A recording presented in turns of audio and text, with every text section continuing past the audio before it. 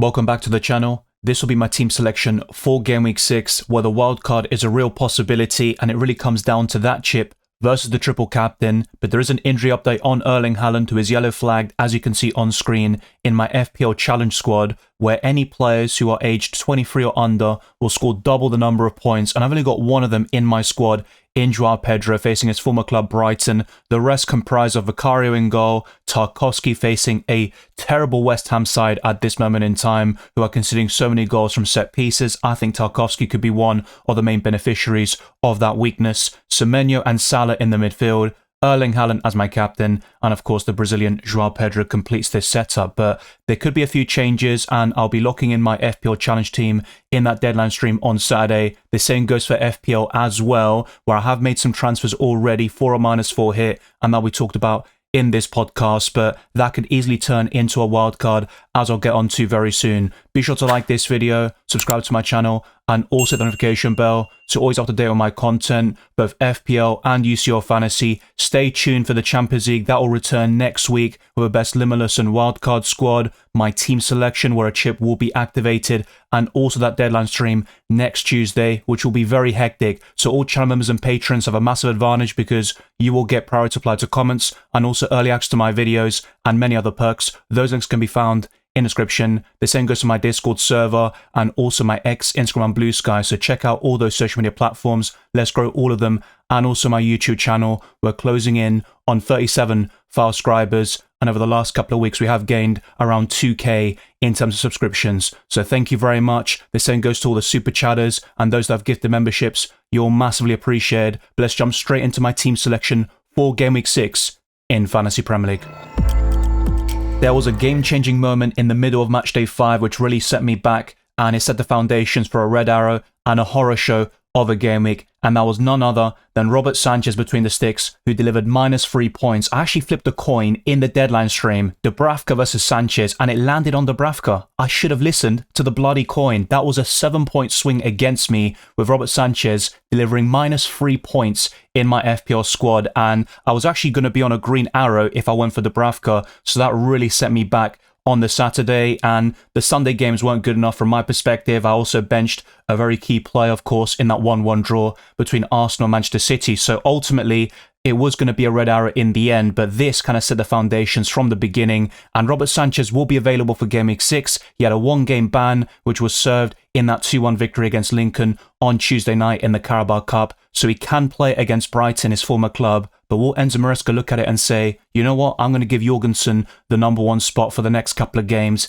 and Robert Sanchez will be punished in football terms? That is a possibility which I'm not discounting, but I'd still rather keep Sanchez at this moment in time instead of selling him to another goalkeeper. I know Raya and Donnarumma would be upgrades, but it's not worth a -4 hit, for example, and that will be the case in my situation. Now, don't get me wrong, if I'm playing the wildcard chip, Robert Sanchez won't be in that squad, but I don't think it's a priority sell in many cases. Going into my defensive line though, Pedro Porro has been very disappointing in the last couple of game weeks after a decent start to the season with the clean sheets, and he also scored DEFCON against Bournemouth back in Game Week 3. As for Lacroix, he hit the crossbar, and I really backed him as a great option against West Ham, and it was fine margins, I think, between this blank that we saw and also a mega haul. West Ham scored from a set piece themselves, and it was other defenders from Crystal Palace like Mark Gay getting the assist and 7 points, and Mitchell scoring a brilliant volley. So I think Lacroix was very close to greatness in Game Week 5, but that kind of summed up my game week from the beginning. And Ezri Konsa, facing 10-man Sunderland, was still not able to keep a clean sheet, with Isidore scoring the equaliser, and Villa look in absolute disarray right now, and they need to get going ASAP because they had great fixtures up until now. They're going to have the Europa League as well to contend with, and that's going to be very difficult to manage. So they need to find that winning formula. They're not creating enough chances and scoring goals. Their defence has looked decent, but Konsa looks nowhere near in terms of getting DEFCON compared to other defenders. So he has been a terrible pick. The same goes for Ollie Watkins and Morgan Rogers, and all of them are sells right now in FPL. Going into the midfield, it was the best part of my team, but that's not really saying much, to be quite honest with you. Ndai scored DEFCON in the early kickoff, and it was a good start to my game week. He was booked, but managed to get the assist for Idrissa Gana Gueye in that 2-1 defeat against Liverpool. And Semenyo, the most transferred in player, has technically broken that sort of curse because he scored DEFCON and got the clean sheet point to deliver 5 overall, but no goals or the assists for the Ghanaian, and he's still a quality FPL asset and one of my favourite midfielders in the long term. Gakpo blanked once more, and his minutes have been less secure since the signing of Isak and of course him being embedded into the team more often. But with Ekitike being sent off against Southampton in another 2-1 victory for Liverpool, Ekitike will miss that game against Crystal Palace because that red card carries over to the other competitions, and that's where Isak and Gakpo can play simultaneously, and we could see over 70 minutes for the Dutchman this time round, as opposed to those early substitutions against Atletico Madrid and Southampton. As for Salah, it was a great start in the first 10 minutes, providing an assist, but then afterwards, he pretty much turned into a ghost and did nothing throughout that game. But that performance against Atletico Madrid in the Champions League was the best he's done for many months now, and definitely much better than what he has performed in the Premier League so far this season. So I still think Salah has levels to reach, and he's still going to be a quality FPL asset. But is he worth 14.5 million? He definitely isn't. You're not going to captain him too many times in the next couple of game weeks, and I think Erling Haaland is the clear standout when it comes to the captaincy. And up front, it was stinker after stinker. Joao Pedro, Chris Wood, and Ollie Watkins, they all blanked. And in the case of the latter, Watkins had no service throughout the game, but towards the very end of the match, there was a peach of a cross by Jadon Sancho, and Watkins scuffed at it, and he was very wasteful towards the end. He missed a big opportunity against Sunderland, and it just doesn't look right. Villa aren't getting the service to him on a consistent basis, and Watkins doesn't look on form right now. As for Chris Wood, another blank, subbed off after 75 minutes, and he had that great performance in Game Week 1 against Brentford, but it has been so many 2-pointers at this stage and early substitutions as well, like the one against Arsenal where he delivered only 1 point. And Joao Pedro, I can give him the benefit of the doubt because Chelsea were down to 10 men, but in the second half, they had a great opportunity after Casemiro was sent off as well to level the playing field, and Chelsea made so many early substitutions, which was quite bizarre by Enzo Maresca. One of them was forced by injury in Cole Palmer, and we have an update actually by Simon Phillips, and it's not a good one for the Chelsea talisman. And he said, and now sources have heard that Palmer has a new tear in the same groin, and we are looking at around 3 to 6 weeks out. This is a result of further aggravation to the groin in the buying game, which we saw, and I also talked about going into Game Week 5 as well. So Joao Pedro is going to be quite nailed on in that Chelsea team. He might be overplayed at this point, but he got that full rest against Lincoln, which will do him the world of good. And against Brighton, he will still be one of my favourite captaincy options, as I'll show you towards the very end of this podcast. On my bench, I had 2 regrets. Not starting Dubravka over Robert Sanchez. That was a 7-point swing, which seems incredible looking back on it. And not starting Reinders was quite costly. He scored 9 points against Arsenal, getting the assist for the opening goal, scoring DEFCON, and earning some bonus points in the process. He also got an assist in midweek against Napoli in the Champions League. And that massive return in Game Week 1 against Wolves caught everyone's attention, but over the last couple of weeks, he has gone down to 5.6 million, which I'll talk about in the next section with the prices. The other players on my bench include Gabriel, who blanked, and I'm not too dissatisfied with that, but Renilo Mandava got sent off. 3 players were red-carded this weekend in the Premier League, and 2 of them are in my 50-man squad. So it's one of those game weeks where things went horribly against me. I got to take it on the chin and bounce back. I don't think there are many terrible picks in my squad. Of course, a few of them like Ollie Watkins and Konsa haven't been good enough, and I hold my hands up there. I went for the fixtures, and Watkins was in great form in pre-season, but it's just all gone horribly wrong going into Game Week 1, and they haven't got going so far this season. So if you look at my rank, it has taken another fall, and Game Weeks 3 and 5 have been very costly for me. Despite a very small green arrow in Game Week 4, it just all went horribly undone, and it just went as badly as it could in Game Week 5. So I'm now down to 4.6 million. I've never been in this sort of rank ever, let alone at this stage of the season. It's still very early days. I wouldn't recommend people look too much into their rank, but of course you want to go off to the best possible start and then build upon that with the foundations until the end of the season. So yeah, normally I'm a decent starter, but that's not the case this season. It'll be a sort of different game, chasing the rest of the pack, but I'm still very confident I can do so. It was only 31 points in Game Week 5, and to be honest with you, the sooner we move on to Game Week 6, the better. We still have more Carabao Cup games on the Wednesday and a lot of price changes to happen. Robert Sanchez is still 5 million, but don't be surprised to see him fall to 4.9 very soon. Pedro Porro, Lacroix and Konsa are also fairly consistent, so Both Lacroix and Borro have gone up in the last couple of weeks, but Konsa is still at the same price point, and that could also go down to 4.4. He's not scoring DEFCON. Aston Villa aren't keeping clean sheets, and you're getting a lot of 2-pointers from Aston Villa defenders like him. Mohamed Salah is still 14.5 million, whilst Cody Gakpo is 7.7. The same goes for Semenyo, who has risen in price more than any other player in Fantasy Premier League, and Ndai was close to a price drop, but I think that 6-pointer against Liverpool will probably help him, and he might stay the same at 6.5. He is my favourite Everton midfielder. I've been very consistent about this. The fact he's scoring DEFCON is another bonus, but he's going to score more goals than Grealish and also Dewsbury Hall over the course of the season. The assists and creativity is where I'd hope for more from Ndai, and Grealish would be better in that regard. Joao Pedro, 7.8 million. Chris Wood recently went down to 7.6, and he might also go down even further to 7.5. And Ollie Watkins is on the verge of falling in price to 8.7 million, but he is no longer in my FPL team. And yes, I'm well aware he's going to score against Fulham. Congratulations to those that have him. I would rather get rid of the stress and not go for Ollie Watkins any longer. He's not worth that price tag. The next two fixtures look good. He's going to score in one of them, but he's not getting enough service. And ultimately at 8.8 million, you can find much better value elsewhere. Victor Gyökeres is the clear standout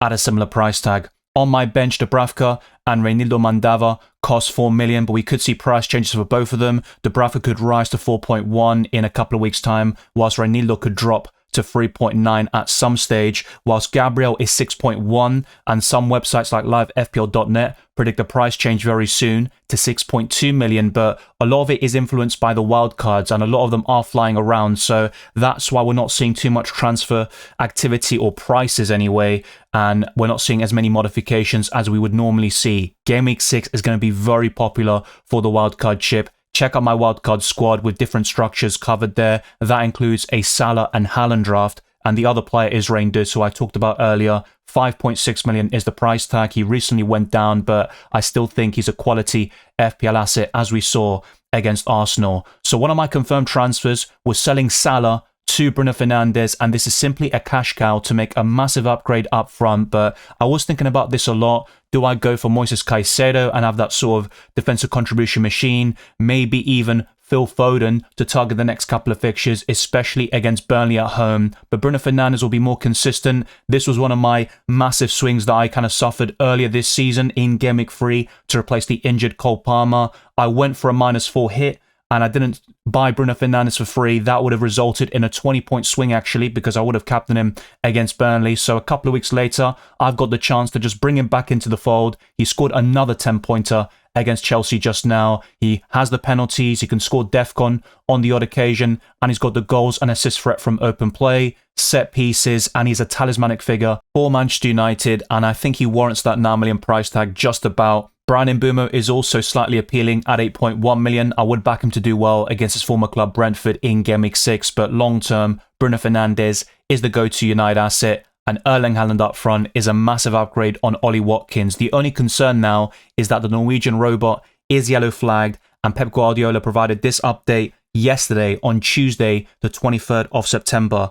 Haaland was in recovery yesterday. He didn't train. Today I didn't see him or the rest of the players yet, but hopefully he can be back for the next weekend. If you're asking me, I'm still convinced Erling Haaland will be available, and he was never going to play against Huddersfield in the Carabao Cup, so I wouldn't have too many concerns about this, and triple captaining him is still a viable option. In my opinion, it's the best triple captaincy opportunity we've had so far this season, and if you're wildcarding to get the likes of Haaland in, I would still go for him in that 50-man squad. And if any updates happen in a couple of days' time before that Game Week 6 deadline that kind of suggest that Haaland is a major doubt, then that will be covered on this channel. But in the meantime, I'm still convinced this is nothing more than a kind of typical Pep Guardiola yellow flag, and there's nothing to be concerned about. So this is my provisional team selection, with a -4 hit being taken for Bruno Fernandes and Erling Haaland to bolster my attacking line. Robert Sanchez will be my starting goalkeeper, but he could be auto-subbed for Dubravka if Jorgensen gets the nod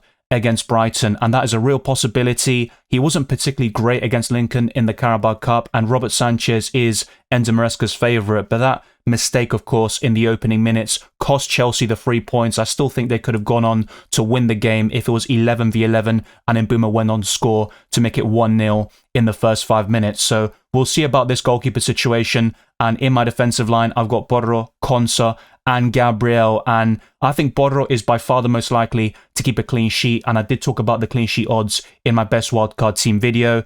Ezri Konsa facing Fulham.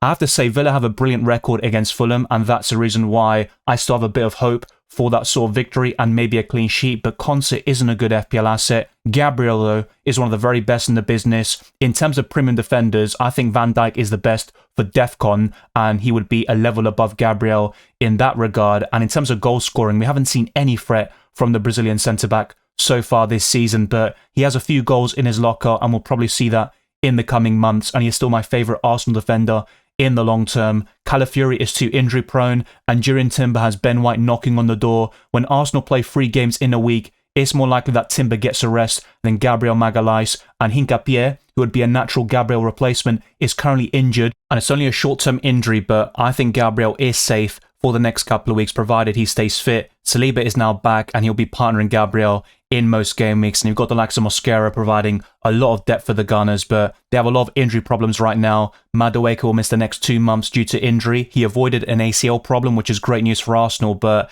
with Saka coming back, Madueke is now back out, and we have this sort of constant cycle of Arsenal not being able to fully utilise their squad depth because of the injuries in multiple areas. Going into the midfield, I've got the likes of Bruno Fernandes, Reinders, Semenyo, and Ndiaye, which is still fairly competitive and solid, but no Mohamed Salah and no Liverpool attacker could be a mistake, and I'll show you my bench very soon. I've got a real benching dilemma this week, irrespective of if I kept Salah and didn't go for Erling Haaland up front, but I have to say I could lose some points here with this midfielder sort of picks, and I need to get it absolutely spot on and not bench the wrong one, so to speak, but it will come down to fine margins. Bruno Fernandes facing Brentford away. He has a decent record against them, only 1 goal throughout his career, but multiple assists against the Bees. And Reinders facing Burnley, you don't want to bench him with that high ceiling and such a plum fixture, probably the best you can ask for throughout the entire season. And Semenyo facing Leeds away. This might be more difficult than people really see it. They just think, oh, Leeds, newly promoted club, away from home. I think Semenyo is going to do really well. And whilst he is fixture proof, I still think that could be a cagey game, and Semenyo might score the winning goal or get an assist, but it might not be that sort of massive haul as we saw back in Gameweek 1 against Liverpool. And Ndiaye facing West Ham, he certainly has a real possibility to get some massive returns, but I think Ndiaye won't get many double-digit hauls this season. You might see a lot of 6 to 9 pointers, and I'd take that for a 6.5 million midfielder, but we should temper our expectations with these Everton midfielders. I think Dewsbury Hall might be the standout for Gameweek 6 because he's going to be on the set pieces, and West Ham really struggled to deal with those corners and free kicks. We saw that against Crystal Palace, and they didn't concede much from open play, but that was enough already to undo them, and Everton might take real advantage with their set-piece threats like Michael Keane and Tarkowski. Ndiaye will likely be the biggest open play threat, but that doesn't guarantee returns, and it might be Dewsbury Hall with the set-pieces who gets the assists and also causes West Ham the most problems in those situations. Up front, I've got Joao Pedro, Erling Haaland, and Chris Wood. That's still a solid front line, especially for Gameweek 6, but long-term Chris Wood is a sell, and it might come down to that sort of decision of selling Watkins instead of Chris Wood, which either costs me or actually gains me a lot of points in the process. Chris Wood is facing Sunderland at home, whilst Watkins has a more difficult fixture on paper against Fulham, also at home, but I think both of them are capable of returning in Gameweek 6, and Erling Haaland, will see how he is, but I'm very confident he will start against Burnley, and if he does, 2 or 3 goals is certainly on the agenda. This will be the best triple captaincy opportunity for the first half of the season, because you look at Haaland facing the other 2 newly promoted clubs around Gameweek 13 and 15, and around that stage we could see more rotation and minutes being managed because of the grueling schedule with the Champions League and Carabao Cup. I think City could afford to go real strong here, and they are going to rest multiple key players against Huddersfield in the Carabao Cup on the Wednesday. With Joao Pedro, he is still a solid choice, and I have no concerns about him, and he would be in my wildcard squad. So if I were to use that chip, I think Chris Wood would be the only change in my forward line, and Victor Gyökeres would be that sort of upgrade. And I'm not too keen on Arsenal attackers against Newcastle away, but that would be a long-term play. But Kawasaka could also enter our thinking again, especially with Madueke being injured for the next 2 months. On my bench, I've got the likes of Dubravka facing Man City away, also Gakpo facing Crystal Palace, also away from home, and it comes down to starting him, Chris Wood, and possibly Reinders. You could even add Bruno Fernandes to that sort of list, but I think Gakpo is the least likely to get a big return, and Palace could really frustrate Liverpool and cause them to drop their first few points of this season, and not having Ekitike could also be quite costly for the Reds. I've got Lacroix facing Liverpool at home, second on my bench, and Reinier is always going to be third because he's suspended and he was going to face Nottingham Forest away anyway, so I'm not too keen on the Brazilian. But yeah, that red card was very foolish. It was absolutely deserved, and now I've only got 14 players to choose from. In essence, Erling Haaland is yellow flagged. I'm not too concerned about that, and that's why when it comes to the captaincy, he will take the armband, and not only that, he will be my triple captain, assuming that he's fully fit and available, and all updates will be covered on this channel. Now, you can't play 2 chips at the same time. For those of you that are wildcarding, you'll then have to triple captain the likes of Haaland, Palmer, Salah, maybe Gyökeres later in the season. And if you are going for that Game Week 6 wildcard, I would highly recommend Game Week 13 or 15 on a Haaland, for example, and maybe Salah facing Sunderland at home later in the season, but that'll only be for the first half of the campaign. You can check out my kind of definitive timelines for every single chip in my chip strategy guide, and I will show you towards the end of this podcast my updated chip strategy as well to give you an insight into when I'm planning to use every single booster. But right now, the triple captaincy in 6 is quite locked in. Semenyo will take the vice, and he's probably my second favourite option for the captaincy in my 15-man squad. And there are others like Salah who are still ranked very highly overall. But I have to say, in terms of the 15-man squad, there are still areas to improve, but it wouldn't be massively different compared to the wildcard. And that's why I'm quite keen on just taking this -4 hit, triple captaining Haaland, and moving in that sort of direction, and possibly wildcarding in Game Week 8. In terms of expected points, Robert Sanchez still has 3.9, so Fantasy Football Hub still expect him to start against Brighton. Dubravka only has 3.2 expected points. Pedro Porro, though, is very high at 4.8, and I think Spurs can certainly keep a clean sheet against Wolves, who have been a bogey team over the years, but they are in real shambles right now. They're bottom in the Premier League table, and it's very difficult to see where the goals and the points are going to come from. Konsa has 3.6, whilst Gabriel offers 4.1 expected points. Bruno Fernandes is at 5.6, the same as Reinders in the midfield, and Semenyo is the second highest in my 50-man squad with 6.6, and Ndai offers 5 expected points. He was previously at around 4.8. João Pedro always offers around 5.7 predicted points, and Erling Haaland was at 8.9, but the yellow flag has actually taken a massive hit in terms of what Fantasy Football Hub expect them to score in Game Week 6. Only 6.8, which seems very low for a triple captain, and Chris Wood is another one with 5.6 predicted points. On the bench as well, there's Gakpo with 3.7, the same as Lacroix in that sort of matchup. And of course, Renilo Mandava, he is suspended. He has 0.0 expected points because he won't feature for the next couple of game weeks. So that's self-explanatory. But do you think Erling Haaland deserves that sort of drop in terms of predicted points because of the yellow flag? I'm not too concerned, to be quite honest with you, but maybe this will age horribly wrong, and buying Haaland for a -4 hit will be yet another terrible decision that I've made so far this season. But let me show you my transfer plans for Game Week 6 and 7 and how things could look like in future game weeks, and also talk about my chip strategy and other factors in FPL that really need to be considered before the deadline.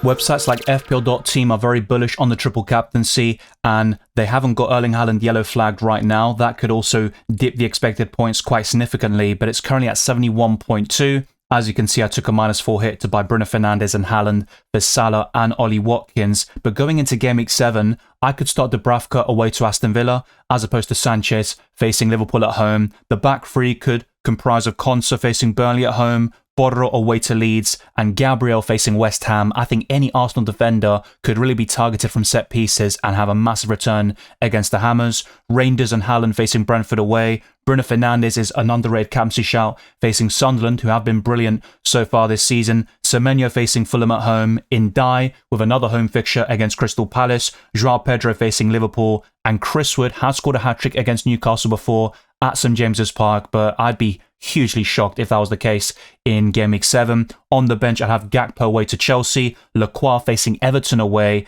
and also Renilo Mandava, who is suspended, facing Man United away, and Sanchez is on the bench, but the expected points is significantly lower at 53.5. I've got around 0.3 million in the bank according to this website, but of course you see my graphics on the left-hand corner of your screen. I've got 0.4 in the bank after making my moves because I did them on Sunday, and it was all before the price changes for Erling Haaland. After that goal against Arsenal, people were just pulling the trigger, selling Salah to a cheaper midfielder and buying Erling Haaland in the process. That's something I did, and I usually advocate going for the information instead of chasing price changes and stuff like that, but because of my squad depth, I felt I could afford to chase that extra team value, and I'm not in a great position anyway. And when that happens, you sometimes kind of make these early transfers, and that maybe calms you down FPL-wise from a psychological perspective. But that is my 50-man squad at the moment, going into Game Week 7, where on paper, I could roll and then wildcard around Game Week 8, but of course, the major downside is not having that second or third Arsenal player against West Ham at home. That is certainly a fixture to target. You might even want to double up on the Gunners defensively and boost your chances of a goal from a set piece on top of a clean sheet, but Arsenal have really struggled against West Ham in previous seasons, and fixtures aren't always a guarantee of points, and we have some major shocks in the Premier League every single game week and certainly across every single campaign. So let's now talk about my update chip strategy, and towards the end of this podcast, I'll highlight the top 10 captains for Game Week 6. I would highly recommend you check out my chip strategy guides for FPL and UCL Fantasy. They'll be relevant for the entire season, and I talk about the second half of the campaign in that podcast, which was released just before the season started. And I've updated a few graphics now and shown them in recent streams, like the deadline and reactions over the weekend. But with the triple captaincy, I would highly recommend using it on Erling Haaland in Game Week 6. And for some people, the wildcard could also be well utilized in the upcoming deadline, but my preference is Game Week 8 for a lot of people, and free hitting in a week where your team looks quite poor in terms of suspensions, injuries, or maybe dips in form and other factors like, for example, your kind of fixture swings and stuff like that. But I think Game Week 11 could be quite underrated when it comes to the free hit. It doesn't have to be that specific match day though, bear that in mind. And for the bench boost, Game Week 16 is a possibility because with 5 free transfers in Game Week 16 because of AFCON, you could then use those transfers to bolster your 50-man squad. But for those wildcarding in Game Week 13, which is another viable strategy, you could then bench boost immediately afterwards in Game Week 14, for example. And for others, a Game Week 8 bench boost might also look very decent. So it all depends on your structure, which teams you've kind of piled up on, and which fixtures you really want to target. For the second half of the season, that'll be very template. So whilst we have a lot of variety now for the first 19 Game Weeks of the season, that won't be the case, of course, for the remainder of the campaign. So a wildcard in Game Week 32 could certainly be viable. The same goes for a bench boost in Game Week 33, the free hit in blank Game Week 34, and the triple captain in double Game Week 36. But there will be alternative strategies which I'd always recommend you consider and don't just follow the crowd. So in terms of the triple captain, you could use it in 13 or 15 as discussed earlier. The wild card in 6, 7 or 13 as alternatives. I think 13 would be the main one. With the bench boost, there's Game Week 9, 14, 17, and to be quite honest with you, I think Game Week 8 should be seriously considered for those that aren't wildcarding in that specific match day. And for the free hit, maybe Game Week 13 or 15, but it also depends on your situation. In terms of all these boosters, I think the free hit is the most team dependent, and that could be used at any given point. You could certainly argue that you want to get rid of that chip and the bench boost as soon as possible for the first half of the season. As for the second half of the campaign, the triple captain in double Game Week 33 is certainly a good option. The free hit in blank Game Week 34, the wild card in 35 to set up that bench boost in double Game Week 36, depending on which double game week is bigger towards the very end of the season. But I'll talk about that as we get closer, of course, to those specific match days. But right now, for the first half of the season, that's what I would recommend. Let me know your thoughts down in the comment section below. Check out my chip strategy guide and leave your comments there as well to continue the conversation about the optimal time to use every single booster in Fantasy Premier League. Throughout the season, you'll get the definitive coverage for UCL Fantasy and FPL with top 10 captains, the best limitless and wildcard squads, free hit teams, my own team selections, transfer tips to identify players to buy, hold, sell and skip, chip strategies, you name it. And this is certainly subject to change, but in terms of my top 10 captains, I've got Ndai in 10th, facing West Ham at home. Bruno Fernandes is 9th, but don't actually discount Brian Mbeumo against his former club. Kudus is 8th with a good record against Wolves, and he could extend that with Wolves really struggling right now. Rangers is 7th, facing Burnley at home. Alexander Isak now rises to 6th. Now, I did have Cole Palmer in this original top 10 list, but that injury update by Simon Phillips was far from positive, and with Ekitike being sent off, that opens the door for Isak to get more minutes, as Arne Slot alluded to in his press conference after beating Southampton 2-1 in the Carabao Cup. Joao Pedro is 5th, facing his former club Brighton. Foden is 4th, and he would be one of my favourite punts in the midfield for Game Week 6, and the podium consists of Semenyo facing Leeds away, Mohamed Salah against Crystal Palace away, and Erling Haaland, despite the yellow flag, facing Burnley at home. He has already scored a hat-trick against the Clarets in his career. He could make it another one to add to his illustrious goal scoring in the Champions League, Premier League, and he is basically averaging a goal per game for every single club he's been at. His records are phenomenal, and he is currently the best asset in Fantasy Premier League and leading the Golden Boot race with 6 goals in this division. So let me know your thoughts down in the comment section below. What would you change with this captaincy list, and what are you going for in FPL Challenge? The same goes for other bits and bobs for Fantasy Premier League. They'll all be talked about in future podcasts. If you want to see a predicted lineups for Game Week 6 and the best free hit squad, then let me know down in the comment section below, and like this video, subscribe to my channel, and also hit the notification bell so you're always up to date with my content for both FPL and UCL Fantasy. And let's get this video to over 150 likes, and we're closing in on new goals like 37,000 subscribers. Follow me on X, Instagram, Blue Sky, Dylan RCM, and check all the links in the description for my Patreon and the Championships, further access to my videos, amongst many other perks. My Discord server, the FPL League, and Spotify can also be found in the description. I'll see you on Saturday for the next FPL deadline stream, and keep your eyes peeled for UCL Fantasy videos over the weekend and yet another deadline stream next Tuesday.